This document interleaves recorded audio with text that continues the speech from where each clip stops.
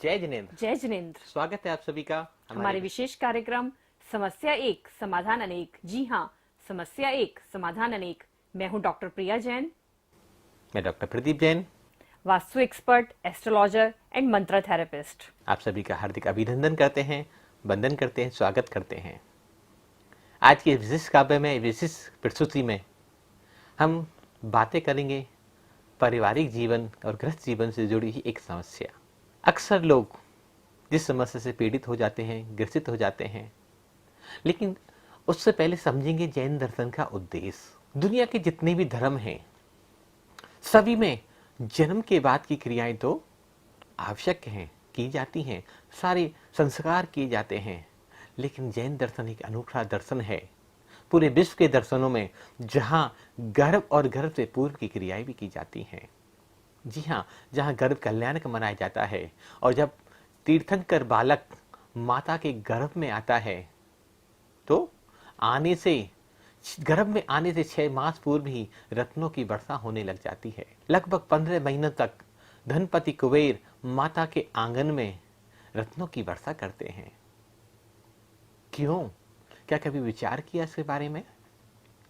वो जीव का पुण्य तो है ही कि उस जीव का पुण्य इतना प्रबल हो जाता है कि आने से पहले ही नगर में और सारे देश में सुख, शांति, समृद्धि, आनंद का वातावरण होने लग जाता है।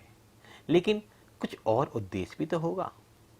वो उद्देश्य है उस माता को प्रसन्न रखना, उस माता के चारों तरफ खुशियां फैलाना, उस माता के पूरे आभा मंडल में इतना पॉजिटिविटी भर देना, इतना प्रेम भर देना, जिससे माता को कोई रोग, दुख, पीड़ा छू भी नहीं पाए। ऐसा ये मंगल काव्य के बारे में आज हम चर्चा करेंगे, बातें करेंगे। लेकिन किसी भी संतति को जन्म देना, ऐसा माना गया है भारतीय परंपरा में या दुनिया की अन्य परंपराओं में कि जब हम संतति को जन्म देते हैं तो असहनीय पीड़ा उत्पन्न हो जाती है, बहुत दुख होता है, बहुत कष्ट होता है, बहुत तकलीफ होती है। लेकिन जैन दर्शन इस बात को नकारता है, जैन दर्शन इस बात को स्वीकार नहीं करता। जैन दर्शन कहता है जब तीर्थंकर बालक का जन्म होता है तो माता को सहज प्रसव हो जाता है, फूलों की तरह उस बच्चे का जन्म हो जाता है और माता को क्षण मात्र भी पीड़ा नहीं हो पाती। जब उस तीर्थंकर बालक की मां को पीड़ा नहीं होती तो क्या मेरी और आपकी मां को पीड़ा होनी चाहिए? नहीं। पहले तो ये विकल्प हमारे मन में, जब भी कोई महिला गर्भवती होती है, गर्भ धारण करती है, तो उसके दिमाग में एक मैथोलॉजी घुसा दी जाती है कि बच्चे को जन्म देना तो संसार का बहुत मुश्किल कार्य है। मैं कहना चाहूंगा, जो बच्चा दुख में, पीड़ा में और रोते हुए संसार में जन्म लेगा तो क्या आने की बात वो क्या खुशियां दे पाएगा? जिसके आने से पहले ही माता को दुख पैदा हो जाए, माता को तकलीफ मिल जाए, तो क्या वो बच्चा अपनी माता को कभी सुख दे पाएगा? क्या इस विश्व में वो सुख का प्रसार कर पाएगा? कदापि नहीं। तीर्थंकर बालक संसार के कल्याण के लिए घर को छोड़कर भी तीर्थंकर बन जाते हैं, संसार का मुख्य मार्ग प्रशस्त कर देते हैं। क्यों? क्योंकि उन्होंने आने से पूर्व ही ना तो अपनी माता को कष्ट दिया, न अपने नगरवासियों को, न अपने देशवासियों को कष्ट दिया। और जब उस माँ का प्रसव हुआ, चाहे वो महावीर की माता हो, चाहे वो ऋषभदेव की माता हो, चाहे वो पारसनाथ की माता हो, किसी को भी कभी कोई प्रसव पीड़ा न हुई, सहज आनंद पूर्वक उनका प्रसव हो जाता है। तो जब आनंद पूर्वक उनका प्रसव हुआ तो उनकी माता भी धन्य हो गई और सुख दिया पूरा। तो ऐसा हमारे जीवन में कष्ट और पीड़ा क्यों? अगर पीड़ा है तो जन्म सही तरीके से हम नहीं करा पा रहे। अमेरिका के एक बहुत बड़े डॉक्टर हुए जिन्होंने 1 लाख डिलीवरियां सिर्फ काउंसलिंग के माध्यम से पीड़ा रहित कराई, कि कोई दर्द नहीं, कि बच्चे को जन्म देना, एक संतति को संसार में लेके आना कोई दुख और पीड़ा की बात नहीं है। किसी बच्चे को जन्म देना तो संसार का सबसे बड़ा सुख होता है, जो एक पुरुष कभी भी नहीं कर सकता। एक स्त्री माता के रूप में उस कर्तव्य को पूरा करती है। और जब माता के रूप में स्त्री किसी बच्चे को जन्म देती है, किसी बच्चे का प्रसव कराती है, तो बच्चा जब संसार में आएगा, आनंद लेगा, सुख की सांस लेगा और हंसते हंसते जब संसार में आता है तो संसार का कल्याण का मार्ग प्रशस्त कर जाता है। तो आचार्य मानतुंग स्वामी ने भक्तामर में 26वें काव्य के माध्यम से प्रसव पीड़ा को दूर करने का उपाय बहुत सहज और सरल तरीके से बताया है। अगर प्रसव पीड़ा होती तो सभी को होती, तीर्थंकरों की माताओं को भी। और जिसमें अमेरिका के डॉक्टर और साइंटिस्ट की बात कर रहा हूं, उन्होंने जो 1 लाख डिलीवरी अगर आई संसार में, सिर्फ काउंसिल के माध्यम से, सिर्फ अपने विचारों के माध्यम से, कोई उपचार नहीं कराया।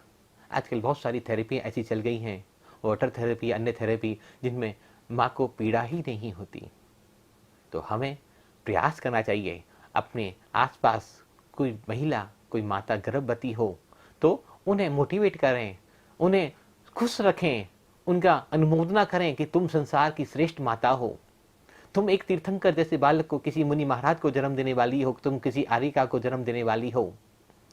तो उस माता के अंदर जो विचार पैदा होंगे, वो विचार उस बालक के जो गर्भ में है उसके संस्कारों में आएंगे और माता और बच्चे पूर्ण रूप इन दोनों स्वस्थ रहेंगे। तो आइए जानते हैं 26वें काव्य के बारे में विस्तार से डॉक्टर प्रिया जी से। तो हम समझते हैं भक्तामृत स्तोत्र के 26वें नंबर काव्य के बारे में। सबसे पहले इसका उच्चारण सीखते हैं। तुभ्यं नमस्त्रिभुवनार्तिहराय नाथ, तुभ्यं नमः क्षितितलामलभूषणाय, तुभ्यं नमस्त्रिजगता परमेश्वराय, तुभ्यं नमो जिनभवो दधि शोषणाय, तुभ्यं नमस्त्रिभुवनार्तिहराय नाथ। तुभ्यं, बाद में फिर दोबारा क्या रहा है बिंदी के बाद? न। तो बिंदी का उच्चारण क्या होगा यहाँ पर? न। तुभ्यं नमः, नमः, नमः पर क्या है? विसर्ग है, तो सारी सांस का यहाँ पर क्या करना है? विसर्जन। तुभ्यं नमः क्षितितलामलभूषणाय, तुभ्यं नमः क्षितितलामलभूषणाय, तुभ्यं, दोबारा से क्या है बिंदी के बाद? न। तुभ्यं नमस्त्रिजगतः, त्रिजगतः, त्रिजगतः पर क्या है? विसर्ग है, तो यहाँ पर दोबारा से आपको सांस का विसर्जन करना है। तुभ्यं नमस्त्रिजगतः परमेश्वराय,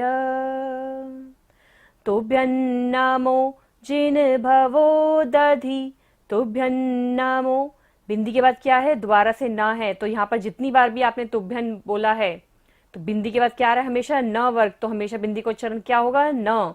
तुभ्यं नमो जिनभवो दधि, भवो दधि शोषणाय। तो अब हम वर्ड टू वर्ड अर्थ समझते हैं।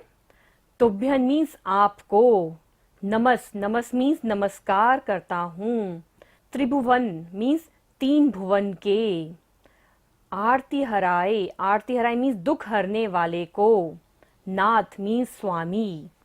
दोबारा से तुभ्यन है, तुभ्यन मीन्स दोबारा आपको, नमः, नमः मीन्स नमस्कार है, क्षिति, क्षिति मीन्स क्या होती है? पृथ्वी, अर्थ, तल, तलामल को हम ब्रेक करेंगे, संधि विच्छेद करेंगे, तल मीन्स ग्राउंड और अमल मीन्स भूषणाएं। फिर दोबारा क्या है? तुभ्यन, तुभ्यन मीन्स आपको, नमस, नमस मीन्स नमस्कार है, त्रिजगतः मीन्स 3 जगत के, परमेश्वराय भगवान को, तुभ्यन मीन्स दोबारा से आपको, नमो मीन्स नमस्कार, जिन, जिन मीन्स जिनदेव को, भवोदधि मीन्स संसार को, शोषणाय, शोषणाय मीन्स क्या होता है? शोषण करने वाले को। बहुत ही सुंदर काव्य है ये। फर्स्ट लाइन में क्या कह रहे हैं मानतुंग महाराज? 3 भुवन के दुख हरने वाले हैं आप, तीनों लोकों को दुख से दूर करने वाले हो भगवान आप, हे भगवान आपको नमस्कार हो। सेकंड लाइन में क्या भावार्थ है? आप इस धरती तल के निर्मल आभूषण हैं, आपको नमस्कार है, आप जो हैं निर्मल आभूषण हैं, अमल आभूषण हैं। थर्ड लाइन में तीनों जगत के आप क्या हैं? परमेश्वर हैं, इसलिए मैं आपको नमस्कार करता हूँ। फोर्थ लाइन, आप इस संसार रूपी समुद्र को सुखाने वाले हैं, इसका शोषण करने वाले हैं, इसलिए मैं आपको नमस्कार करता हूँ। हे भगवान, आप तीनों लोकों की विपत्तियों को हरने वाले हैं, संकट को दूर करने वाले हैं। शोषण मीन्स कि मैं आप सारी विपत्तियां, जो भी संकट है हमारी धरती पर, हमारे संसार में, आप सबको क्या कर लेंगे? हर लेंगे, सब संकट को दूर कर देंगे, इसलिए मैं आपको नमस्कार करता हूँ। आप धरती के निर्मल आभूषण हैं, आप तीनों जगत के परमेश्वर हैं, आप संसार रूपी समुन्दर के दुख को हरने वाले हैं, आपको मैं नमस्कार करता हूँ। आप तीनों जगत के संकट को हरने वाले हैं। तो आज ये जो संकट चल रहा है, जो एक कोरोना का काल चल रहा है, जो पूरा विश्व इस समय परेशान है, आप इस व्याधि को भी हरने वाले हैं। आप सभी को, यदि हम आप सबकी भक्ति करेंगे, आपकी आराधना करेंगे, तो ये संकट भी दूर हो जाएगा। तो सच्ची आस्था, सच्चे विश्वास के साथ यदि इस काव्य का पाठ करें, तो जरूर से हमारी लाइफ के अंदर जो भी प्रॉब्लम्स हैं वो सभी दूर हो जाएंगी।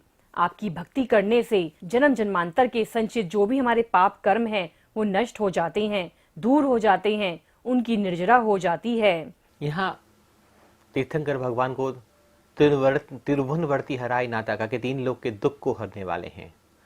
तो यहाँ विशेष रूप से चर्चा करना चाहेंगे कि देवताओं के जो डॉक्टर माने जाते हैं वो अश्वनी कुमार माने जाते हैं, जो सभी के दुख को दूर करते, सभी की पीड़ा को, सभी का उपचार करते हैं। लेकिन वो सिर्फ देवताओं का ही उपचार करते हैं, वो सिर्फ स्वर्गलोक के ही लोगों का उपचार करते हैं। जो भूमि पर जो डॉक्टर हैं वो मनुष्य का उपचार करते हैं। उसमें भी तरह तरह के भेद दिए गए हैं। कोई जानवर का उपचार करता है, कोई पुरुषों का उपचार करता है, कोई स्त्री रोगों का उपचार करता है, कोई बच्चों का उपचार करता है। तो अलग अलग तरह के डॉक्टर और उपचारक इस संसार में माने गए हैं। कोई आयुर्वेद के माध्यम से उपचार करता है, कोई होम्योपैथिक के माध्यम से उपचार करता है, कोई एलोपैथी के माध्यम से उपचार करता है। तो हम लोग मंत्र औषधि के माध्यम से लोगों का उपचार करते हैं। लेकिन यहाँ कहा कि तिरुवनर्ति हराय नाथ है, कि तुम तीन लोग के दुखों को हरने वाले हो, तीन लोग के जीवों का उपचार करने वाले हो। तो उपचार से मतलब ऐसा नहीं है कि भगवान आएंगे और आप सबको दवाई बांट के चले जाएंगे। आप मंदिर जाओगे, सबको आपको फ्री में दवाई मिल जाएगी, आप ठीक हो जाओगे। लेकिन जो आपकी शरण में आता है, जो श्रद्धा पूर्वक आपके चरणों में नम जाता है, झुक जाता है, सरल हो जाता है, अपना सर्वस्व समर्पण अपने प्रभु, अपने आराध्य के चरणों में कर देता है, तो दुख क्या और कोई कष्ट उसको कभी छू भी नहीं पाता। जब हम सच्चे हृदय से अपने आराध्य, अपने परमात्मा के चरणों में झुकते हैं, तो हमारे शरीर से बहुत सारे पॉजिटिव केमिकल्स रिएक्ट होने लग जाते हैं, जिससे हमारा आभामंडल बढ़ने लग जाता है। और जब सहज भाव से प्रभु की भक्ति उसी रूप में की जाएगी जैसे भगवान तुम हो, तो जब तीन लोग के दुख को दूर किया जा सकता है, तो क्या प्रसव पीड़ा को दूर नहीं किया जा सकता? सिर्फ यह प्रसव पीड़ा की बात नहीं हो रही, यहाँ तो कहा कि दुनिया में जितने भी रोग हैं, जितनी भी पीड़ा है, जितने भी कष्ट हैं, सबको प्रभु आप दूर कर सकते हो, क्योंकि आप तीन लोग के नाथ हो, तीन लोग के दुख को हरने वाले हो, तीन लोग में पूजनीय हो, तीन लोग में वंदनीय हो। इसलिए भगवान को तिरुवनर्ति हराय नाथ कहा। दूसरी बात, हम बात कर रहे थे कि माता को कष्ट नहीं होता, हमारी सोच के कारण, हमारे व्यवहार के कारण, हमारी गलत क्रियाकलापों के कारण वो माता प्रसव के समय पीड़ा उठाती है और दुख भोगना पड़ता है, तकलीफ भोगनी पड़ती है। अगर हम सभी मिलकर सामूहिक रूप से प्रयास करें अपने अपने घरों के लिए और फिर वो भक्ति करें, इस काव्य का पाठ करें, तो निश्चित ही जो नई संतति जब इस संसार में जन्म लेगी, हमारी आने वाली जो पीढ़ियाँ, जो आने वाला जो कल जो बच्चे जन्म लेने वाले हैं, अगर हम थोड़ा सा भी सामूहिक रूप से प्रयास करें, तो प्रसव पीड़ा नाम का यह शब्द संसार से हमेशा हमेशा के लिए मिटाया जा सकता है। क्योंकि जो बच्चा आनंद में आएगा, सुख में आएगा, जो दर्द नहीं देख सकता अपनी माँ को, तो आने के पश्चात वो हमेशा खुशियाँ ही खुशियाँ देगा माँ को। अपनी माँ को ही खुशियाँ नहीं देगा, अपने पिता को, अपने परिवार को, और इस सारे विश्व में खुशी और आनंद और शांति का वातावरण पैदा करेगा। हमें तीर्थंकर बालक की माता को जैसे, माँ पिताओं के जैसे बनना चाहिए, उनके आचरण को अपनाना चाहिए। एक गर्भवती महिला का जो कर्तव्य है वो ये है कि आने वाली संतति में उत्तम संस्कार गर्भ के समय दे दिए जाएं। जब उत्तम संस्कार दे दिए जाएंगे तो कभी प्रसव पीड़ा नहीं होगी। और इस काव्य के बारे में अधिक जानकारी के लिए आप हमारी वेबसाइट www.bhaktambarmantrahealing.com पर विजिट कीजिए और हमारा यूट्यूब चैनल है भक्तांबर मंत्रा हीलिंग। और विशेष जानकारी के लिए आप हमारे दिए हुए नंबर पर हमें कॉल कर सकते हैं और हमें व्हाट्सएप भी कर सकते हैं। तो आपकी पूरी समस्या को समाधान देने का पूरा प्रयास करेंगे। और हमारे विशेष course recce plus भक्तांबर plus numeric code को आप सभी लोग ज्वाइन करें। इस कोर्स के माध्यम से आप अपने आभा मंडल को, अपने पास्ट को और अपने प्रेजेंट को और अपने फ्यूचर को भी बहुत अच्छा कर सकते हैं, बहुत हार्मनी कर सकते हैं उसके अंदर। तो इस कोर्स को सभी लोग ज्वाइन करें। 10 साल से ऊपर का बच्चा कोई भी इस कोर्स को ज्वाइन कर सकता है। ये इतना सरल कोर्स है कि आप घर में बैठे बैठे अपना सीख सकते हैं। हम जूम के माध्यम से इस कोर्स को सिखा रहे हैं। तो आप में से जिन लोगों को भी इस कोर्स को सीखना हो, दिए हुए नंबर पर कॉल कर सकते हैं। और कोई जानकारी उनको चाहिए तो भी वो कॉल कर सकते हैं। आज बस इतना ही, कल फिर मिलते हैं इसी समय। तब तक के लिए सभी को सादर जय जिनेंद्र, जय जिनेंद्र।